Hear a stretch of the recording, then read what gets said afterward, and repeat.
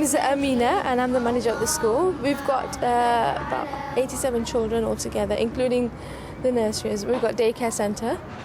The name of the school is Islamic Shakhsiyah Foundation, and it means the Islamic personality.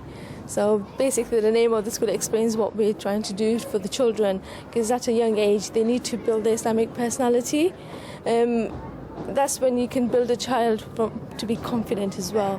بسم الله الرحمن الرحيم والشمس وضحاها ونفس. Hazim's joined the school when he was 3. He's not been in state education, so the education system he's had really is here, and he's wonderful. Allahu Akbar. Allahu Akbar. I was educated in the state system in this country, and my education at primary, it's not the best of memories. Allahu Akbar. Allahu Akbar. I suppose it was very racist, the school I went to, and I was probably afraid to even answer the teacher. I wouldn't speak up in the class. So I don't want my children feeling that way. Who can tell me what we've been learning about lately? Put your hands up and no shouting out. Caterpillars. Caterpillars, musliha. Worms. Worms, yes we have. Today we're going to learn about Bees. bees. Okay, my bees are here today to help me tell you what bees do. Red class are our nursery, our foundation stage 1 class, and children there are aged between 3 to 4. Their team at the moment is mini beasts, and they've been having lots of fun going and digging up worms and collecting insects. There's the bee. You can see the pictures of the bee. Can you see? And there he is. He's taking nectar from the flowers, and this is where the honey comes from. It actually comes from the flowers. Can I have a spoon and eat our honey? You want to taste some honey? And that's where the bee puts it. And then we go to the bee's house and we take the honey. Most people, when they think of Muslim schools or Islamic education, they do get this picture of a madrasa in their minds. And even amongst Muslims, that's what they think this is. And often parents come in and they're quite surprised that it's not quite like that. If I give a spoon to everybody and we wait until everybody has some honey and then we can taste it, okay? Mama.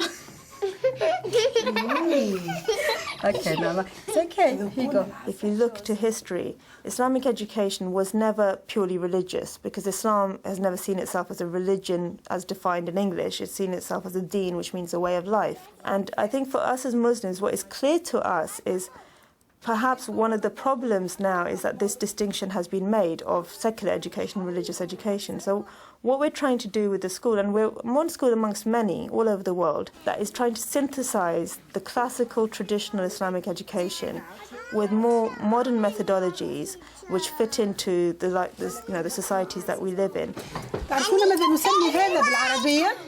إنه الشهد. Teacher Layla is going to explain it in Arabic now. هذا شهد. هذا عسل. وهذا شهد.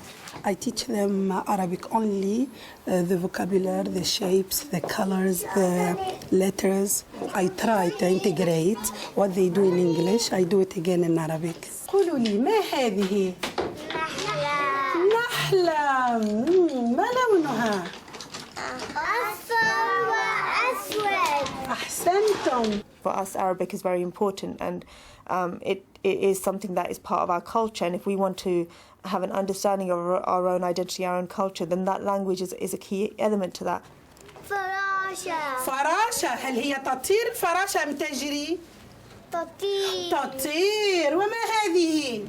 عنكبوت. عنكبوت. It's not just, I've come into school and I have to say to teacher, oh, Salaam alaikum, teacher. Or I have to say to somebody else, oh, Salaam alaikum wa alaikum salam. It means something. It means something very special. And that is how it brings peace between all of us, okay? Our generation was a generation of children whose parents, they'd come to this country and British education was something quite amazing and they were really happy for their children to be in schools. But they couldn't necessarily relate to what their children were going through. We faced sort of a clash of identities, if you like, and so you're one person at home and you're a slightly different person at school. As a child, that's quite a challenging thing to cope with. Coming closer to Allah, each and every way. When you think, you learn. When you learn, you know. When you practice what you know, Allah helps you grow. Yellow class are our foundation stage 2 class, so they're effectively reception. Most of the children there are age ranges 4 to 5. What they were doing today was part of their theme of growing. I'm going to show you Mr. Bones. Just a little visitor we have today. Okay. Mr. Bones. Who can tell me what this is? A skeleton. This is a skeleton. Now, where would we normally find a skeleton? You can see them underground. Underground? Yeah, under the soil. Underground, yes. Maybe they are the ones who have passed away, aren't they? Yes? We like to start off the day with halaqa. What it does is it sets the scene for the rest of the day. It starts off the thinking process, and then you can see the children then implementing certain things that they've learnt through their halaqa throughout the day. Do you remember your bean experiments? Yeah. Okay. As you can see, one has grown beautifully, hasn't it? Yeah. But this bean here, it hasn't grown. Why do you think that is? Because it didn't get any water. Because it didn't get any water. The halaqa is essentially a very traditional classical mode of teaching in Islam, whereby teaching began with the Prophet teaching his companions in circles, so literally sitting on the floor and explaining to them what the verses of the Quran meant. What else do we need, Muhammad, to grow? Is water enough for us? No. We need food and drink. We need food, mashallah. Yes, we need food. One of the things that is a strength of the halaqa is that it's oral. And by developing the oral skills, what you're doing is you're developing thinking, and you're developing relationships, and you're developing confidence and your expression. Do we need sunlight to grow? No. No. Do you think that if it was complete darkness, would we survive? No. Well, the thing is, do you remember? Oracy is something that most primary teachers would agree is a vital element of our teaching and is neglected in our system.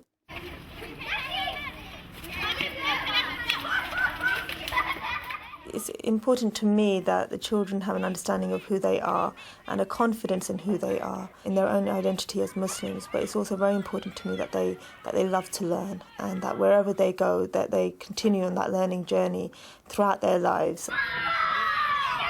I've been here 6 years, from reception to now, and I've learned my Islamic personality and all the stuff I have to do. Like, we have to pray 5 times a day, and like if I went, I'm gonna go do my 11 plus, and then in my next secondary school they might not tell us, so then I know what to do now, and this has like given me the foundation. Because I live in London, I have to travel here every day. So when I finish this school, I might go to this school in London. It's called Bronsbury School. It's a secondary school for boys. It's separate because it's an Islamic school.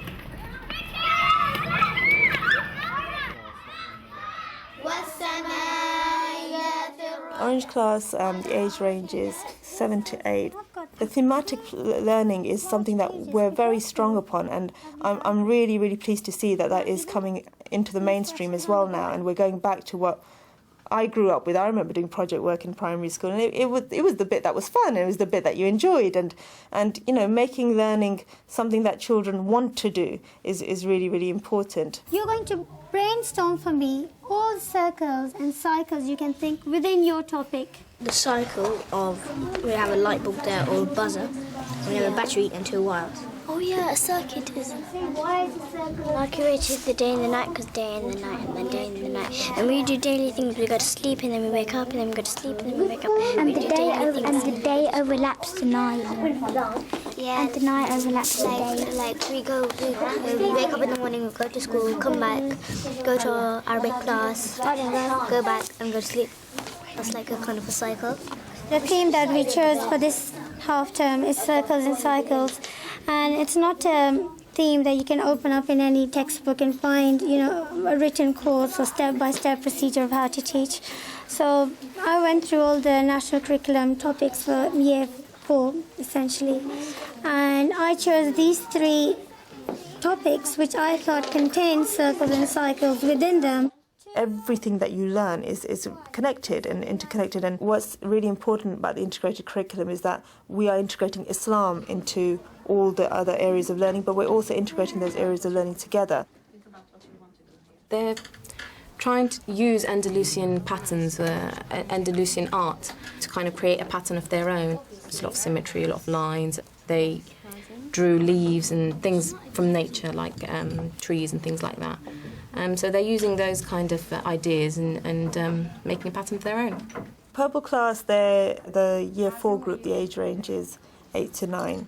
What's important to us is, first of all, is to select themes which are going to link all the different subjects together in a coherent manner.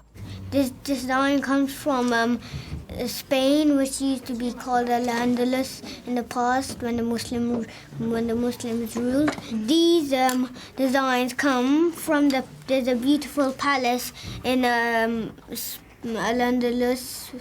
and it's called Alhambra. Some topics that are there to kind of, boost their self-esteem, look at the kind of good things that Muslims have done in the past and make them feel good about themselves, their identity, but also that there's a lot of learning in there as well, and Islamic Spain is, it's a very nice topic, Try to do the borders and then we try to mix both Arabic and English at the same time. So when try my best to just like to talk with them and just like give them some Arabic words which related. So it just like Arabic wouldn't be a separate subject totally because they are Muslims. So most of the Muslims books are written in Arabic. When it's translated, it does make a difference. Some meaning, doesn't it? So when they understand it, it does a lot. I think it's very important that our children in particular, but children generally, have an understanding of the interaction that has historically been there between the Muslim world and Europe, because there has been huge amounts of interaction over the centuries, but we tend to forget that and we tend to focus on differences as opposed to common ground. And who gives us honey? Allah. How does Allah give you honey? Does Allah put it in a pot and say, there you go? No. Where did we get it from before it gets to the shop? The beehive. Anywhere we go, we will interact with people who are not Muslim. So therefore, we have to teach these children how to interact. And if they're going to become older and work in society, they're living in a society where there's non-Muslims around them. And it's very important for these children to know how to behave towards others around them.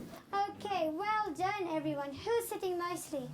So we would like these Muslims to grow up, with a greater sense of responsibility. We want Muslims who want to integrate, but still be confident to practice their religion, their way of life, in a society who may appreciate it, who may not appreciate it, but we shouldn't be defensive about what we follow.